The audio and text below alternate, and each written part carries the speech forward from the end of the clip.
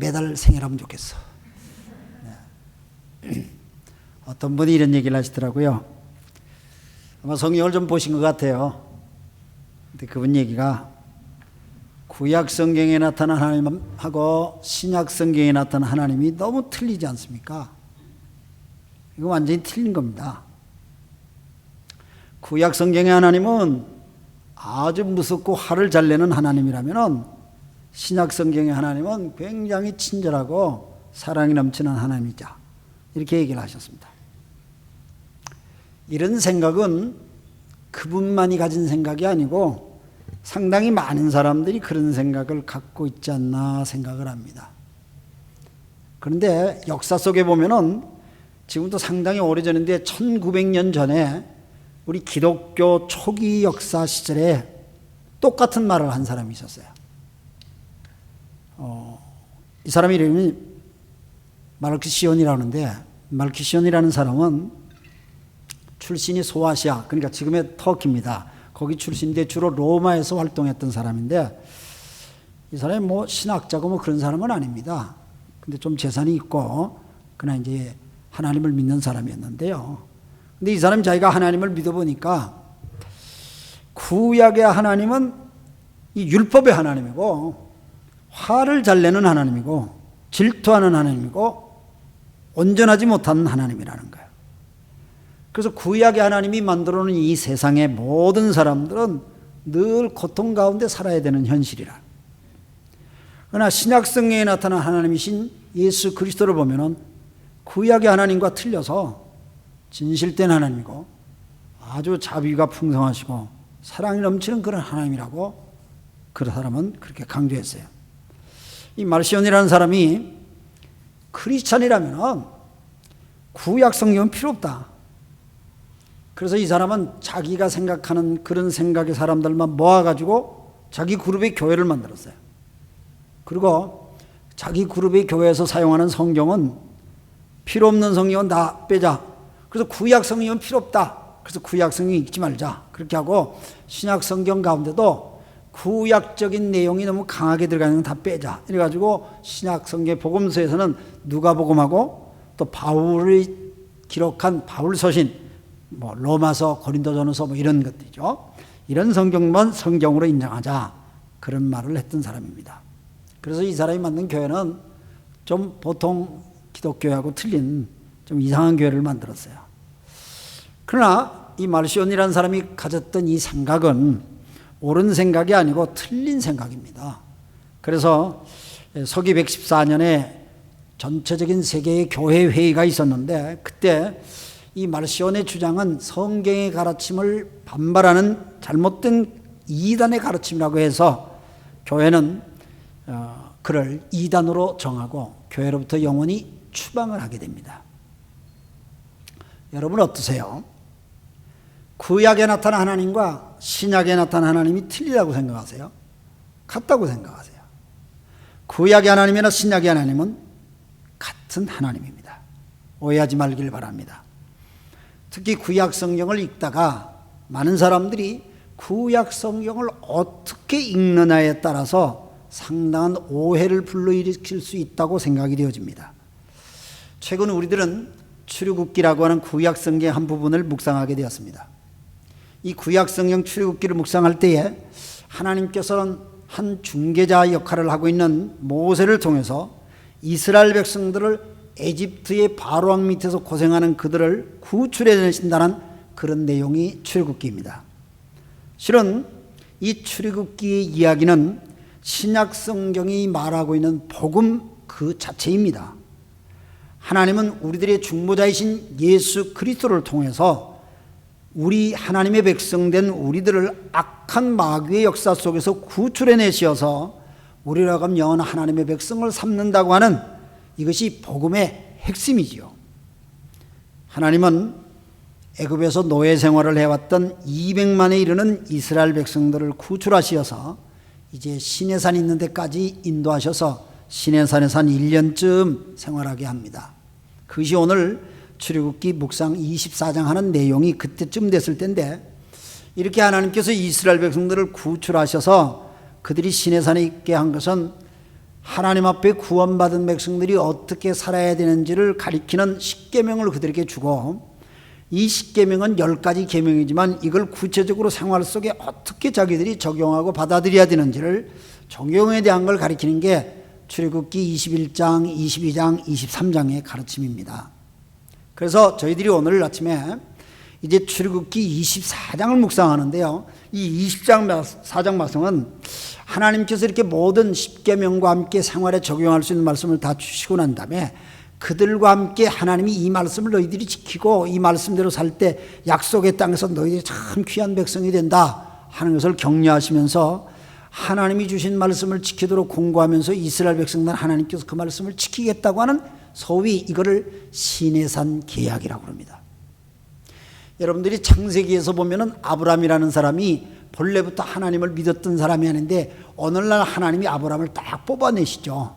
하나님이 아브라함을 뽑아내셔서 내가 너를 모든 민족의 조상으로 삼겠다 이렇게 하나님이 말씀하고 그를 축복을 하는데, 그래서 아브라함이 그 말씀을 그대로 받아들이고 순종해서, 아브라함은 하나님의 말씀을 받아들이고 하나님은 그를 뽑아내어서 그들에게 사명을 주었어. 그래서 사명 주시는 하나님과 그걸 지키겠다는 아브라함이 약속을 맺어. 이걸 아브라함 계약이라고 그래요.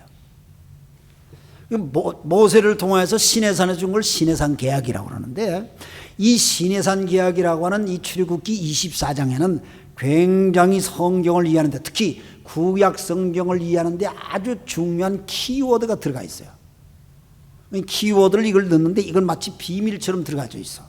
그래서 오늘 본문 속에는 그런 단어가 나오질 않는데 본문을 읽어보고 하면 그 단어가 확 이렇게 오는 걸 느껴요. 그게 뭐냐? 복음이라는 거예요. 출애굽기 24장에는 복음이라는 단어가 나오질 않습니다. 그러나 읽으면 읽을수록 복음에 대한 단어가 생소한 게 아니라 아주 분명하게 와닿는 걸 느낄 수 있습니다. 첫째로 하나님께서 그들을 당신 편으로 불러주셨다는 겁니다. 이게 복음입니다. 1절과 2절 말씀에 보면 주님께서 모세에게 말씀하셨다. 너는 아론과 나답과 아비후와 이스라엘 장로 70명과 함께 나 주의께로 올라와라. 나한테로 와라. 하나님께서 모세와 아론의 두 아들이죠. 이 나답이랑과 아비후는 아론의 두 아들입니다. 그리고 장로 70명, 이것은 이스라엘 백성들의 무리들의 대표자들이죠. 대표자들을 부르는 건 다 부른다는 얘기죠. 하나님이 불러주셨어요. 이렇게 거룩하신 하나님은 모세를 비롯한 이스라엘 백성들을 자기 쪽으로 불러주셨어요. 이 하나님이 우리를 불러주신다는 사실이 복음이에요. 아주 이게 중요한 얘기예요. 창조자 하나님께서 우리들에게 일하시는 것이 있는데 우리를 불러주시는 일을 하시지 않으면 우리는 구원받을 수가 없어요. 하나님이 나를 택해 주시지 않으면 부른다는 말은, 나를 딱 부른다는 말은 나를 택한 것이에요. 하나님이 나를 택하시고 나를 불러주시는 것은 내 구원의 시작이에요. 그래서 이건 복음이라는 얘기예요. 굉장히 중요하게요. 하나님께서 나를 택하셔서 불러주시지 않는 한 인간 스스로는 하나님 앞으로 나아갈 수가 없습니다. 그래서 요한복음 6장 44절의 말씀에 보면 나를 통하여 일하시는 아버지께서 나에게 붙여주는 영혼들을 내가 그들이 마지막 때 내가 다시 살리리라. 주님께서 그렇게 말씀하세요. 그러니까 우리 예수님께서는 하나님께서 불러주신 영혼들을 내가 구원시킨다고 주님 그렇게 말씀하셨어요. 그러니까 하나님이 불러주시지 않으면 구원받을 수 없다는 얘기예요. 말씀 그대로입니다. 그래서 하나님이 우리를 불러주신다고 하는 것은 보통 복음이 아니에요. 이게 인간 스스로는 하나님 앞으로 나아갈 수가 없어요. 그래서 어떤 의미에서 오늘 여러분들이 이렇게 예배에 나온 것은 뭐 가족이 갑시다, 아니면 친구가 가자, 뭐 등등의 얘기들이 있겠지만은 이 모든 것도 여러 환경들을 통한 하나님의 부르심이 그 배경에 있다는 걸 여러분이 부정할 수가 없습니다. 하나님이 불러주셨기 때문에 여러분은 오셨습니다. 그래서 은혜라는 거죠. 이게 복음입니다. 그래서 구원은 하나님이 나를 불러주시는 것부터 시작되는 거예요. 구약성이 그걸 말해요. 그런데 왜 인간들이 하나님 앞으로 자기는 못 나가고 하나님 불러주셔야만 됩니까? 왜 인간 스스로 하나님께 못 나갑니까? 출애굽기 19장 12절 말씀은 하나님께서 모세에게 말씀하세요. 내가 너희들과 나 사이에 경계선을 내가 세우는데 그 경계선을 절대로 넘지 못하게 해라. 백성들이 그 경계선을 넘으면 절대로 너희들이 죽게 될 것이다. 그러니까 하나님은 가까이 오지 못하게 하셨습니다. 왜? 가까이 오면 거룩하신 그 영광의 하나님을 인간이 대할 때 인간이 죄 많은 인간들이 죽을 수밖에 없어요. 그래서 하나님과 우리 사이에는 건너갈 수 없는 강과 같은 큰 장벽이 있는 거예요. 경계선이 있는 거예요. 이것이 뭐냐? 인간이 범한 죄의 강이라는 거예요. 그래서 구약성경 이사야서에 보면 이스라엘 백성들이 하나님께 막 기도를 하는데 하나님께서 응답해 주시지 않고 하나님 들어주시지도 않아요. 그래서 백성들이 예언자 이사한테 와서 막 따지죠. 야, 우리가 이렇게 기도를 하고 우리가 하나님 매달는데 왜 하나님이 안 들어주냐고 막 손가락질로 따지니까 이사야가 뭐라고 그래요? 하나님이 뭐 눈이 어두워서 너희들을 못 보는 줄 아냐? 하나님이 귀가 어두워서 너희들의 소리를 못 듣는 줄 아냐? 너희들의 죄악이 너희들과 하나님 사이를 갈라놓았고 너희 죄 때문에 주님께서 너희에게서 얼굴을 돌이켜서 너희 말을 듣지 않는 것뿐이다. 이 말은 우리가 범한 죄 때문에 하나님과 우리 사이에 장벽이 생겼고 건널 수 없는 강이 생겨져서 하나님을 가까이 할 수 없다는 걸 단적으로 얘기해 주는 얘기입니다. 그래서 인간은 하나님 앞에 갈 수가 없습니다. 그런데 우리가 하나님 앞에 갈 수 있게끔 하나님이 우리를 불러주시고 불러주실 때는 갈 수 있는 길도 열어주시고 불러주실 때는 그분이 모든 걸 책임져 주시죠. 그래서 하나님이 우리를 불러주셨다고 하는 이 사실은 복음입니다. 구약 성경도 하나님이 우리를 부르신 것을 강조하는 복음을 외치고 있습니다. 두 번째로 모든 인간의 죄는 피로 말미암아 씻김을 받는 진리를 가르칩니다. 4절과 5절 말씀을 한번 보십시다. 모세는 주님의 모든 말씀을 기록하고 아침 일찍 일어나서 산기슭에 제단을 쌓고 이스라엘의 12지파를 따라 기둥 12개를 세웠다. 5절 그는 이스라엘 자손 가운데서 젊은이들을 보내어 수송아지를 잡아 주님께 번제를 올리게 하고 화목제물을 드리게 하였다. 우리는 이 말씀 보면 그 시내산 기슭에다가 모세가 젊은 사람들을 시켜서 제단을 만들고 거기서 하나님 앞에 제사를 드리는데 쉽게 말하면 동물의 희생제사를 통한 번제를 드렸다고 하는 것이 오늘 본문에 나오죠. 아직까지 이스라엘에 지금 광야에 여행 중이죠. 그러니까 제사장 제도가 없었어요. 제사장 제도가 없었기 때문에 모세가 젊은이들을 시켜서 하나님 앞에 번제 드리는 제단과 희생제물을 드리는 준비를 시켰던 것으로 여겨집니다. 그런데 여러분들이 좀 귀하게 생각해야 할 것은 하나님 앞에 제단을 쌓는다는 것은 하나님께 예배를 드리는 거고 구약의 예배는 희생제물을 통해서 예배를 드리죠. 그런데 이 희생제물을 통하여 드리는 이 예배를 볼 때 희생제물에서 반드시 나오는 게 뭐냐? 흠이 없는 동물을 하나님 앞에 드리되 그 생명을 바치는 것인데 6절 7절 계속 이어서 보면은 어떻게 합니까? 모세는 그 6절에 보면 모세는 그 피의 절반을 그릇에 담아놓고 나머지 절반은 제단에 뿌렸다. 그렇게 나오죠. 그래서 동물의 피를 받아가지고 절반은 제단에 뿌리는 거예요. 이 제단에 뿌리는 이유는 하나님 앞에 예배하는 이 제단이 하나님의 임재를 상징하고 이스라엘 백성들을 향하여 진노를 가진 그 하나님의 진노를 부드럽게 하고 풀기 위해서 하나님 앞에 용서를 구하는 그런 모습입니다. 종교적인 아주 귀한 행위죠. 그러고 난 다음에 7절 말씀에 보면 모세는 소위 언약의 책을 들고 하나님께서 십계명을 비롯하여 말씀 주신 것을 붙들고 백성들 앞에 그걸 낭독을 합니다. 모든 백성들이 그 말씀을 듣고 한 마음 한 목소리로 뭐라고 합니까? 주님께서 명하신 모든 말씀을 받들어 지키겠습니다 하고 고백을 합니다. 이 말은 하나님의 말씀 앞에 우리가 죄인이라는 걸 인정하고 이제 우리가 하나님의 말씀을 지키고 살겠습니다 하는 고백의 얘기를 딱 했을 때에 모세는 8절 말씀에 보니까 뭐 나왔죠? 모세는 뭐를 가져다가? 피를 가져다가 백성들에게 뿌리며 말합니다. 보십시오. 이것은 주님께서 이 모든 말씀을 따라 당신들에게 세운 언약의 피입니다 하고 백성들에게 확 뿌리는 거예요. 아주 중요한 종교적인 행위가 여기서 보여요. 제단의 피를 받아서 절반은 제단에 뿌려서 하나님의 진노를 멈추게 하려고 하는 행위고, 또 절반은 고백하는, 말씀 앞에 순종하겠다고 고백하는 그들의 머리에다가 다 뿌려요. 다시 말하면 하나님께서 이 피로 말미암아 너희들을 속죄한다. 속죄라는 말은 죄를 씻어준다는 얘기죠. 너희들의 죄 대신 이 동물이 희생을 당했다, 이걸 선언하면서 하나님 선포하는 거예요.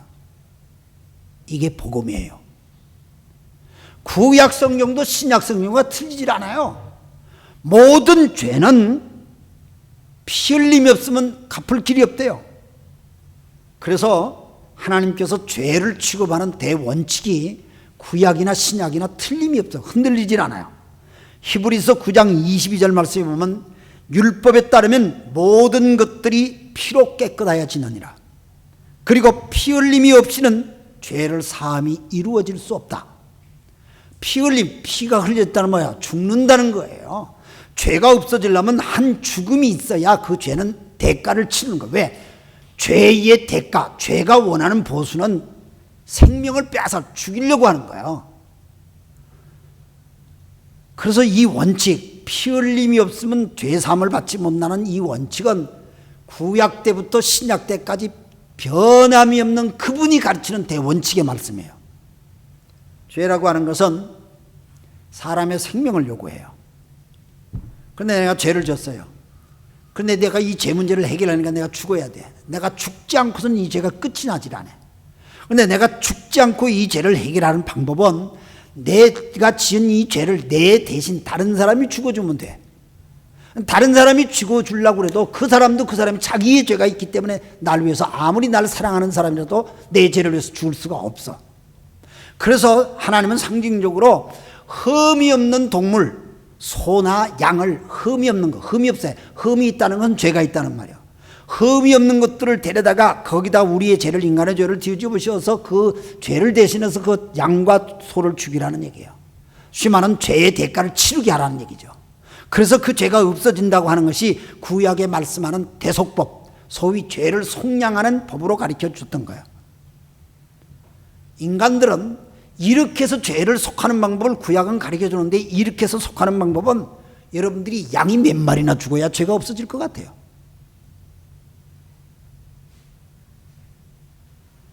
아마 좀 선량하게 사시는 분들도 몇백 마리 정도 죽어야 되지 않겠어요?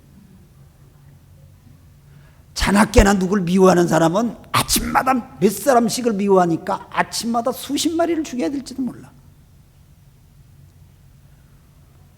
그러나 이것은, 율법에서 가리키는 것은 복음의 그림자로서 완벽한 그리스도 예수로에 나타난 온전한 제사의 예수 그리스도의 십자가를 증거하기 위한 구약의 그림자죠. 그래서 예수님이 이 땅에 오셔서 우리들을 위해서 십자가를 치시는데, 세례 요한은 주님이 나타났을 때 뭐라고 해요? 세상 죄를 짊어지고 하는 저 어린 양을 보라고 그렇게 얘기해요. 그러니까 예수님이 세상 모든 죄를 짊어지고 양으로서 십자가에 매달린다는 얘기예요. 그분은 죄의 흔적도 없어요. 죄를 진 적도 없어요. 그렇기 때문에 그분이야말로 우리의 참 어린 양이 될 수 있고, 그분이 우리를 대신해서 십자가를 지셔서 우리를 위해서 죽으셔서 피 흘려 주셨는데, 그 피 흘려 주심이라고 하는 너무너무 고귀해서 히브리서 10장에 보면은 구약의 모든 제사들은 반복하여 제사장들이 제사를 드리지만은 우리의 죄를 온전하게 할 수 없지만은 그리스도 예수의 십자가의 제사는 단 한 번에 드려진 제사지만 영원한 효과가 있어서 우리들의 모든 죄를 씻는다는 거예요. 그래서 구약 성경에 피를 뿌린다고 하는 이 말씀은 복음이에요. 피 흘림이 없으면 죄 용서함이 없어요. 하나님은 바뀌어지질 않았어요. 그래서 이걸 정리해서 에베소서 1장 7절 말씀에 보면, 우리는 이 아들 안에서 하나님의 풍성한 은혜를 따라서, 아들이라는 것은 예수 그리스도, 그 피로 구속 곧 죄 용서를 받게 되었습니다. 아멘입니다. 예수님이 우리의 어린 양 되시고 피 흘려 주셔서 우리는 그 피로 말미암아 우리의 죄가 용서받았고, 용서받았기 때문에 하나님 앞에 설 수 있고 하나님의 자녀가 될 수가 있었다. 이게 복음입니다. 이 복음이 신약 성경만 말하는 게 아니라 구약에도 이미 선포하고 있다는 거예요. 모세를 통해서 우리가 볼 수 있지 않습니까? 세 번째로 11절을 한번 보시죠. 11절을 보니까 주님께서는 이스라엘의 지도자들을 손으로 치지 않으셨으므로 그들이 하나님을 뵈며 먹고 마셨다. 아주 중요한 말씀이에요. 오늘 여기 말씀에 보면은 하나님께서 이스라엘 백성들의 지도자, 그러니까 하나님 앞에 가까이 왔죠. 모세와 아론과 나답과 아비후, 그리고 이스라엘의 70장로들이 그 가까이, 이 지도자들 아닙니까? 근데 하나님께서 그들을 치지 않았어요. 친다는, 심판하지 않았다는 거예요. 하나님께서 그들을 불러주셨고 그들의 피로 핏부림을 통해서 죄 용서를 받은 사람들이니까 하나님이 그들을 불러주셨고 그들을 맞이해 주셨어요. 그래서 그들이 하나님을 만났지만은 두려워하지 않아요. 이게 놀라운 거예요. 이게 엄청나게 놀라운 거예요. 죄인된 인간들은 하나님 앞에 설 수가 없어요. 나갈 수가 없어요. 이게 보통 의미가 있는 말씀이 아니에요. 죄진 인간들은 하나님을 볼 수가 없어요. 여러분들이 태양을 쳐다볼 수가 없듯이 하나님을 볼 수가 없어요. 근데 하나님이 불러주었기 때문에 그들이 하나님을 뵐 수가 있어요. 오늘 말씀에 보니 그들이 하나님을 봤다고 분명히 얘기를 하고 있습니다. 그들이 하나님을 보고 그 앞에서 기뻐했다고. 그래서 그들이 어떻게 했습니까? 하나님을 보고서는 그것을 굉장히 즐거워하고 먹고 마셨다, 그렇게 나오지 않습니까? 그런데 죄진 인간들은 이럴 수가 없습니다. 창세기 3장에 보면 인간이 최초로 죄를 지은 게 아담과 하와가 소위 선악과를 따먹은 사건 아닙니까? 마귀가 유혹을 해서 아담과 하와가 선악과를 따먹죠. 따먹고 난 다음에 인간이 제일 먼저 하는 행동이 뭔지 기억하세요? 창세기 3장 8절에 나오죠? 인간이 제일 먼저 뭐 했습니까? 성경이 그들의 말씀이니까 그들이 첫 번째로 한 것은 먼저 하나님의 얼굴을 피하는 거예요. 그리고 나무 밑에 숨는 거였어요. 숨는다고 하나님이 몰라요? 피한다고 어딘지 몰라요?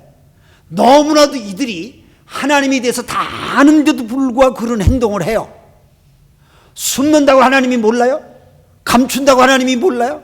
하나님이 다 아시는데도 불구하고 죄를 지으면 인간의 습성이 그렇게 나온다는 거예요. 숨기 시작해요. 감추기 시작해요. 도망가기 시작해요. 이게 죄진 인간의 특징이에요. 그런데 하나님이 불러준 모세를 비롯하는 이스라엘 백성들이 하나님을 뵙고 그것에서 먹고 마셨대요. 이게 놀라운 거 아니에요? 타락이 하기 전 인간은 어떠세요? 아담과 하와가 타락하기 전의 모습을 한번 생각하세요. 하나님께서 천지를 창조하시고 제일 마지막에 인간을 만드셨어요. 인간을 제일 마지막에 만든 것은 인간이 열등하다는 뜻이 아니고 인간들 앞에 모든 우주를 다 주기 위해서 인간을 마지막에 만들고 미리 만들어 놓은 것을 인간에게 주어요. 그리고 하나님께서 인간을 만들 때는 자기의 형상대로 만드시죠. 당신을 닮은 사람을 만드는 거죠. 그래서 아담과 하와를 하나님 만들고 하나님께서 아담에게 하나님이 지은 공중나는 새들과 들에 있는 모든 짐승들을 아담에게로 가게끔 해요. 모든 짐승들과 새들이 전부 다 아담한테로 가요. 하나님이 그렇게 가게끔 해요. 왜냐하면 하나님께서 이 아담이 내 형상대로 지음받은 이 아담이 어떻게 이름을 짓는가 하나님이 보시려고 한다고 창세기 2장 19절에 기록되고 있어요. 그래서 아담이 하나님이 보내준 동물들을 전부 다 이름을 하나씩 이름을 다 줘요. 저는 너무 놀라워요. 아담이 언제 공부를 했습니까? 아담이 뭐 백과사전을 가지고 있었습니까? 요즘처럼 아담한테 무슨 구글이란 게 있었겠어요? 그런데 아담이 보자마자 거기서 이름을 전부 다 줘요. 전부 다 줘요. 여러분 척추동물만 해서 숫자가 얼마인 줄 아세요? 어마어마한 숫자예요. 몇 천이요, 몇 천. 포유류 얼마나 많은지 몰라요? 파충류? 나는 뱀하고 개구리밖에 몰라. 근데 얼마나 많은지 몰라요? 우리가 상상할 수 없는 이 곤충의 세계 얼마나 많은지 몰라요. 새들의 종류가 얼마나 많습니까? 한국 사람 기껏 안다는 게 까치밖에 더 알겠어? 그런데 얼마나 많겠어 그게. 얼마나 많겠어 생각해봐요. 그런데 그걸 아담이 반복하지 않고 이름을 다 짓는 거야. 우리 하나님 아버지께서 아담을 쳐다볼 때 얼마나 못했겠어요. 막 얼마나 못했겠어요. 네가 거기까지 그렇게 어떻게 맞췄느냐. 네가 어떻게 그렇게까지 네가 잘 아느냐. 하나님 너무너무 기뻤을 거예요. 그리고 아담은 오는 즉시 이름을 탁탁 붙이면서 자기도 하나님처럼 창조를 하지 않습니까? 이름 붙이는 게 창조잖아요. 하나님의 창조사에게 참여하는 거죠. 이 놀라운 사건이 하나님과의 교제예요. 타락하기 전에 인간의 모습이 그래요. 하나님은 우리를 보고 기뻐하시고, 왜? 너무너무 당신을 닮은 행동을 하거든. 당신 닮은 행동을 하니까 얼마나 기뻐요. 손주가 있는 분들 그렇죠?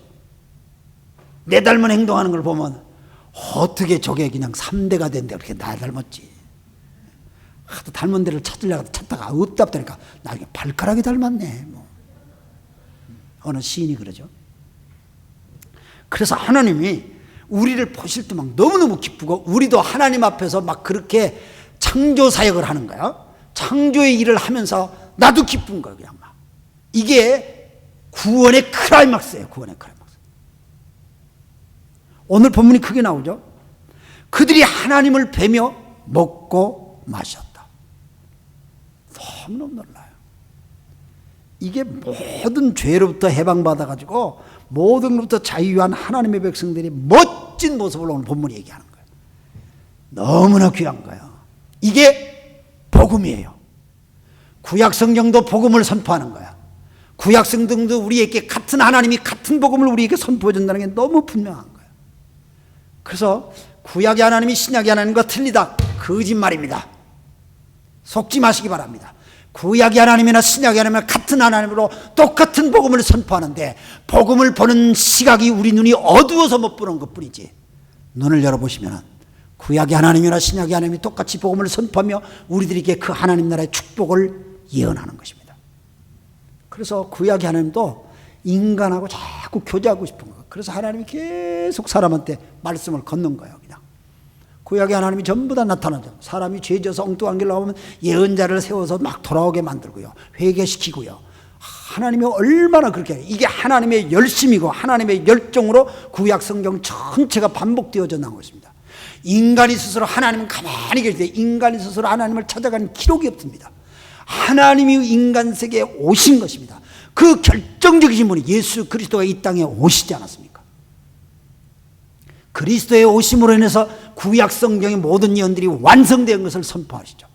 이것이 복음의 핵심 아닙니까? 그래서 구약은 창세기로부터 시작하는데 신약은 요한계시로 끝을 맺죠. 창세기 하나님이 천지를 창조하시고 하나님이 인간들과 교제하시죠. 먹고 마시고 함께 즐거워하시죠.